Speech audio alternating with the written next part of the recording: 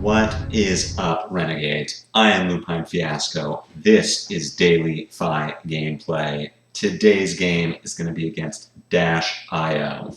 For those of you who are new to the channel, welcome. What we do here is watch recordings of games I've played on Talishar. I will talk about my thought process, the lines that I would take now, and we compare that to what I did in the past in the game. We compare the outcome to see if what I suggested was better or worse. The entire reason we do this is to optimize our play, learn from our mistakes in the past, so that we don't make them going forward, and we perform better as we continue to play Flesh and Blood. This is our third of the new mech heroes from Bright Lights. I have not played against -IO before today. This is my first experience with the hero in CC. I have played enough against original Dash that I at least have an idea of what's coming, but items off the top, items at instant speed, Dash with a 5-card hand is not anything that I am familiar with. So let's take a look at this game. We can all learn from my mistakes together, and we will get into sideboarding and our game plan now.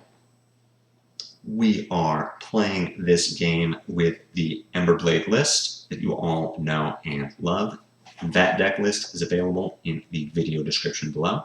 While you are checking out that description, do me a favor and subscribe to the channel if you have not already done so. It is the best way to support me and free FaB content in your feed every weekday. If you have any questions or feedback, you can use the comment section and I will respond to anything you say. And at the end of this video, if you found it helpful and you found that you liked it, do me a favor and hit that like button. We win the die roll. We are going to choose to go second. I cannot tell you if that's correct. There is a very real possibility that Dash plays 2 items and passes the turn. Anyone who has played against original Dash can tell you that the Dash turn 0 high roll is very real. A situation where they have Spark of Genius and 2 blues on turn 0. They play Spark, find a Teklo Pounder, arsenal card, pass to you. Your hand is garbage and you didn't get to cycle anything on turn 0. And now you are significantly far behind. But -IO, to my knowledge, is an aggro deck. General knowledge in the aggro deck is you want to go second. So without any additional information here, we're just going to stick to that. Equipment, we're not going to change anything. Because we are going second, we are going to keep our Mask of the Pouncing Lynx for high roll potential. We are keeping our Furnace for potential blocking. And we are not going to trade out any of our 60. Keeping our Warmonger's Diplomacy for our blue count to potentially screw up Dash's ability to play items. Notably, her hero power says that you may play items as if they were instants. This does not change the card type to instant. So if you play a Warmonger's Diplomacy and Dash chooses War, during her next turn, she still can't play items off the top because they are non-attack actions. We're still playing Bittering Thorns, still testing it. We're paying attention to any time that Bittering Thorns is better or worse than Ravenous Rabble. Hopefully, by the time ProQuest season happens, we will have a final decision on whether it was worth it to play Bittering Thorns or if we should cut it from the deck and go back to Ravenous Rabble. Our game plan here, again, day 0, no information about what Dash can do. We're going no blocks.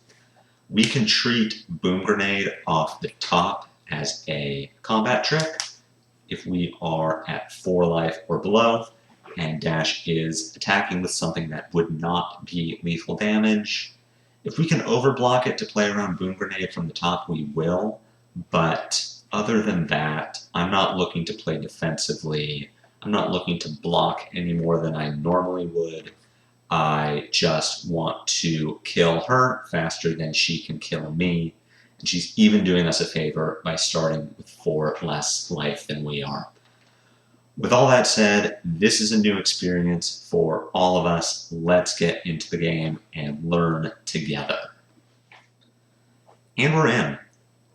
Phoenix Flame goes into the discard. Dash here, starting with a 0 to 60 boosted. Banishing the high octane off the top is great news from us. As far as blocking, I want to keep a Draconic starter, and I want to keep a blue. So we're keeping Ronin Renegade and our Soulbead Strike. This does mean we're giving up a Lava Burst, so there is a chance that we will regret overblocking. Maybe we should have taken 1 point of damage to keep our finisher. But historically, my advice for blocking on turn 0 is to kill your darlings. There is no reason to keep cards to take damage when you're going to redraw anyway, and especially in an aggro mirror like this, every point of life matters. So we can pay attention at the end of the game. Were we at less than 2 life? Would that 1 point of damage on turn 0 matter? Or did we make the correct call in throwing away a finisher? Dash getting the Teklo Core off the top of the deck and passing it over to us. Our hand here is pretty unremarkable. We could play this Enlightened Strike if we wanted to.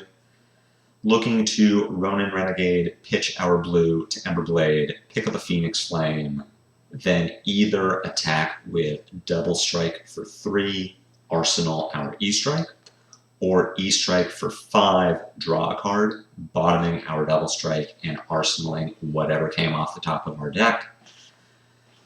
I'm more inclined to arsenal the Enlightened Strike. I think it's a little more versatile. We are trading some damage on this turn for potential damage on a later turn, a little more versatility, and a Snapdragon target. Having your Snapdragon targets in quick games like this is going to be very helpful. You don't want to come to the end of the game, be in a losing position, and realize that you never fired off your Snapdragon Scalers. That in itself can be very game-losing. Dash here giving us some blocks. She has the Teklo Core, so this isn't as much of a win as it otherwise would be, but anytime we can get a card out of an aggressive hero, that's good news for us. Not looking to break Pouncing Links here.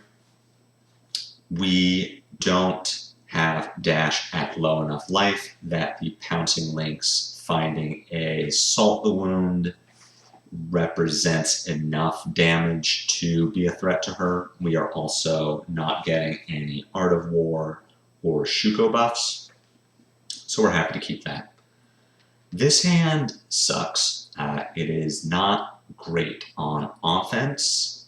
We would have to pitch one of these blues to pick up a Phoenix Flame, play that Phoenix Flame for 0, and follow up with more blues. But thankfully, everything blocks 3. And I am inclined to start blocking here. I would like to block with 2 of these cards, any of the blues. Get 6 points of value on defense, then E-Strike for 7 on our turn, keep our arsenaled E-Strike, and go from there. You'll also see, just real quick, don't be results oriented, but if you were wondering, well, what if we did E-Strike, bottom of the Double Strike, draw a card, push 2 more points of damage, and possibly get value for the arsenal? Blue Lava Vein Loyalty would have been the card that we found. I already felt good about that decision, but I feel even better about it now. So Data Link coming down as 3-4-0. That lines up well with everything in our hand that we want to block with, so we are going to block with a Lava Vein Loyalty. Dash using a floating resource to play Boom Grenade off the top of the deck, generating additional action points from both High Octane and Crank.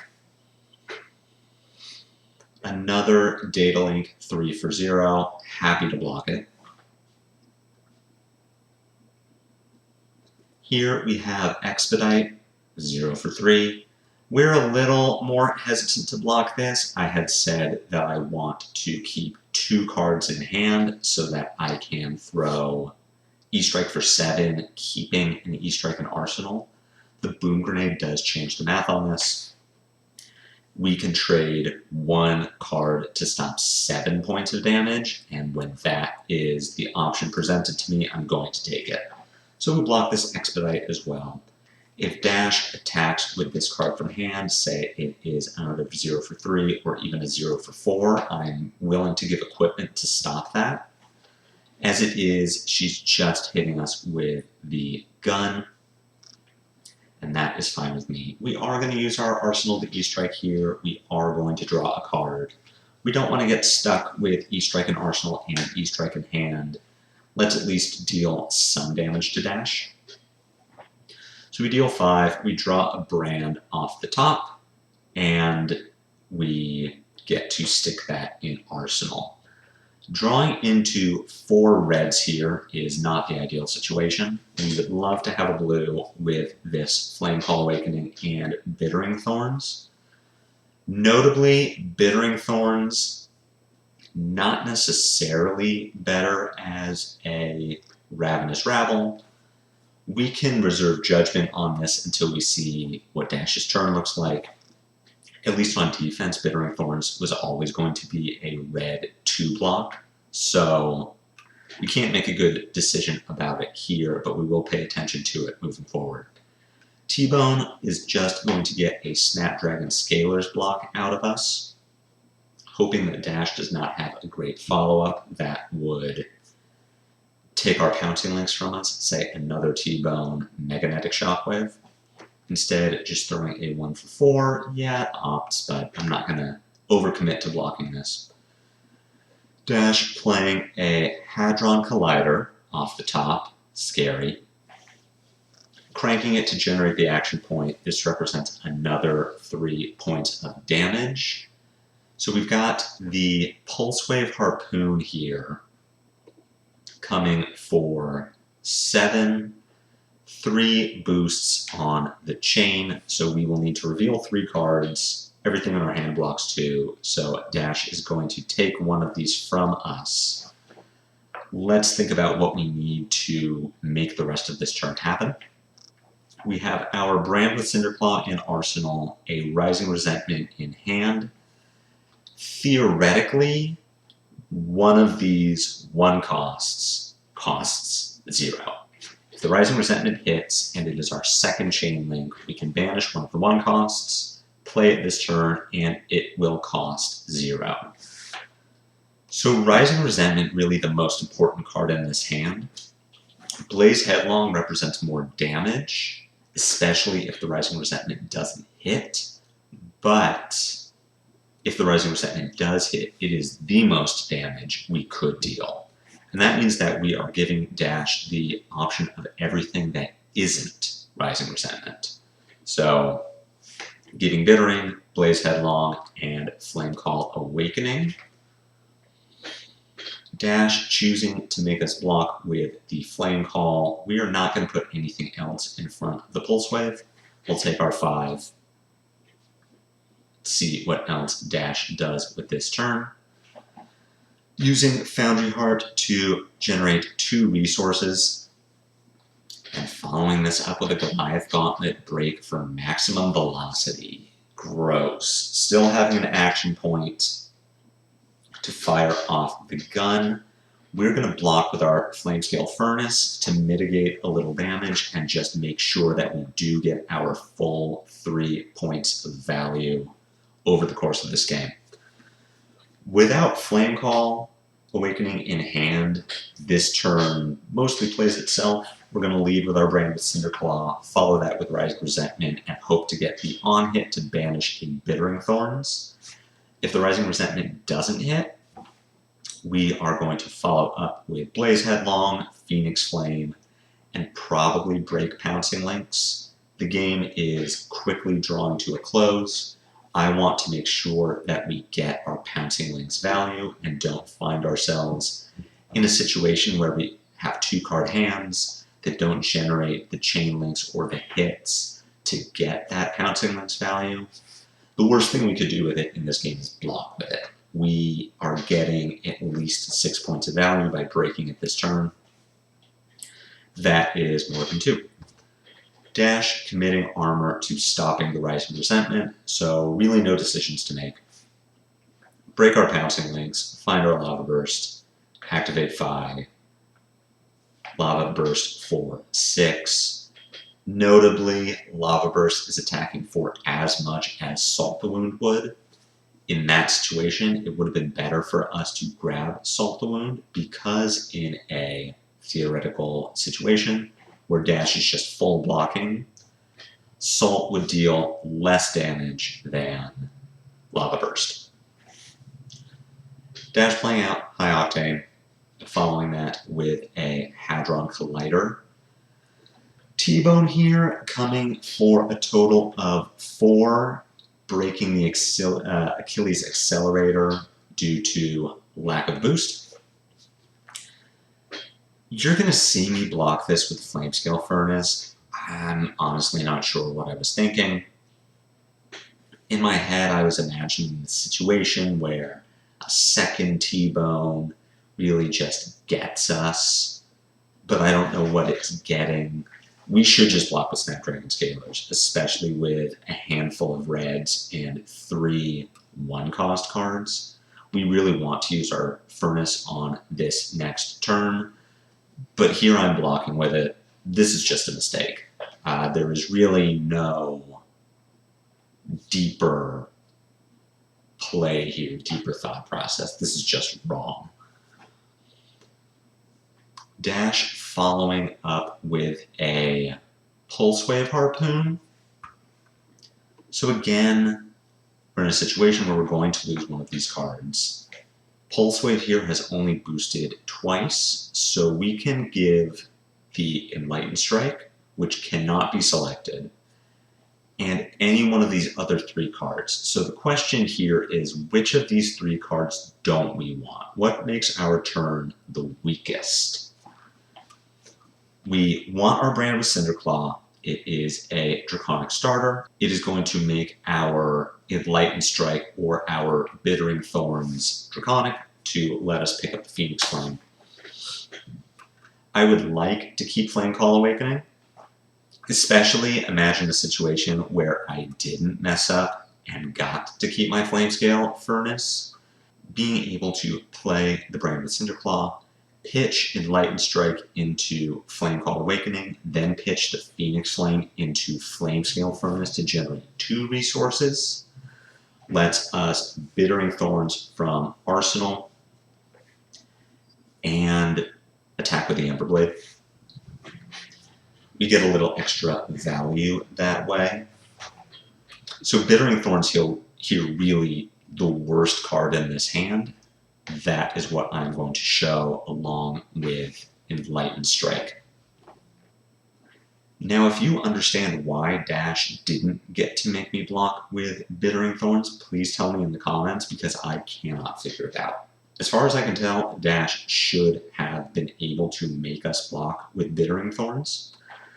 I'm not going to worry about it. I'm sure there is a very good reason why that didn't work, but I will let you all tell me what that is. Dash attacking with Gun. We are okay giving up our Shuko on block just to mitigate that loss of life. I'm not expecting to get any more Shuko triggers for the remainder of this game. Let's trade it in for block value. With this 5-card hand, we are going to start with our Brand with Cinderclaw. We're going to follow that with an Enlightened Strike, bottoming the Bittering Thorns, drawing a card, and using our Snapdragons. We're really looking for a blue here. We have our Bittering Thorns in arsenal, our Flame Call Awakening in hand. We will have an extra Phoenix Flame due to the Flame Call ability that we can pitch to attack with our Emberblade, and we can pick up our Phoenix Flame in discard. A blue here is really going to let this turn pop off. But if nothing else, we can pitch whatever we draw to play our Flame Call Awakening, putting a third Draconic Link on the chain, we can pick up our Phoenix Flame from discard, pitch one of the Phoenix Flames to Bittering Thorns, and then play the second Phoenix Flame.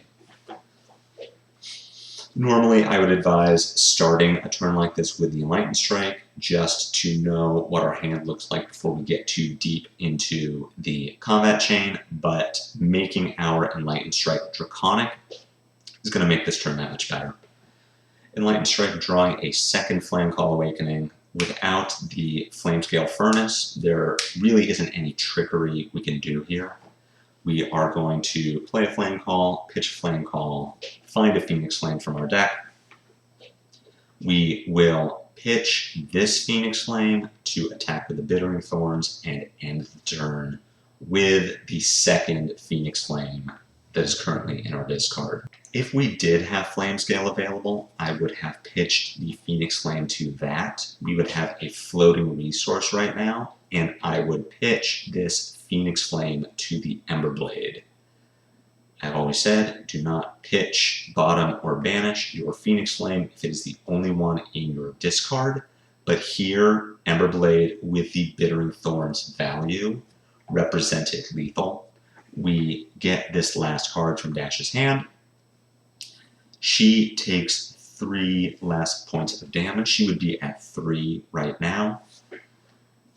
But we are looking at presenting lethal damage, and we would still be at 5. Yes, it would have hurt not having a Phoenix Flame on this turn. We do have the ability to activate our Searing Emberblade and pick up our Phoenix Flame from discard, but we would still be stripping Dash's hand. As it is, we're just playing this out. No reason to get cute with it. Attacking with the Emberblade, finish up with our Phoenix Flame. We are taking Dash off of the ability to be offensive. If we catch her with an item in hand, items don't block. But in any case, this game is looking pretty unlosable. There's a chance that we could brick with enough reds without natural go again, but it is pretty unlikely that we cannot find a way to at least get 3 cards from Dash. And here we draw the winning hand. Brand is going to get 1 card, Mounting Anger is going to get 2, Searing Emberblade gets the 4th card, and we finish up with a Ronin Renegade or a Phoenix Flame. Overall, I really like Dash IO. I'm very impressed by what I've seen here, and I think as these lists get a little more refined, they're going to be even scarier. We saw Dash present a 26 damage turn with High Octane and Maximum Velocity like it was nothing. I felt like there was not a ton of setup required to make that happen. And she still had good follow-ups afterwards. She is really going to be a threat, and what I think is going to make her and the rest of the mechanologists scary as these lists become more refined is that we don't have easy counterplay. With Lexi as the current top dog in the format, we have so many silver bullets in our deck. Breaking Point, great against Lexi. Command and Conquer, great against Lexi. Warmonger's Diplomacy is a bit weaker, but can still catch her with her pants down, time watch the hero, and we can take tempo back. But against Mechanologist, there isn't much we have in the way of a silver bullet. Erase Face can turn off Boost, and Smashing Good Time can hit items, but New Dash isn't starting the game with a Teklo Pounder. If we draw a Smashing Good Time in the opening hand, what's the target? Where was ever a target this game? Maybe the Teklo Core as a way of fueling that big max velocity turn? I don't think there is going to be a target for Smashing Good Time often enough to justify its spot in the 80 cards. And that's pretty horrifying. I hope you all enjoyed this game. I hope you all learned something. I hope you enjoyed this -IO showcase. I'm very impressed by the new hero. I am excited to see where this all goes. And I hope you will join me on the journey. If you like this video, smash that like button. If you have any feedback, any suggestions, questions for me, if you can tell me why Pulse Wave Harpoon did not make me block with Bittering Thorns, please tell me. And if you have not already done so, please subscribe to the channel. I would very much appreciate it.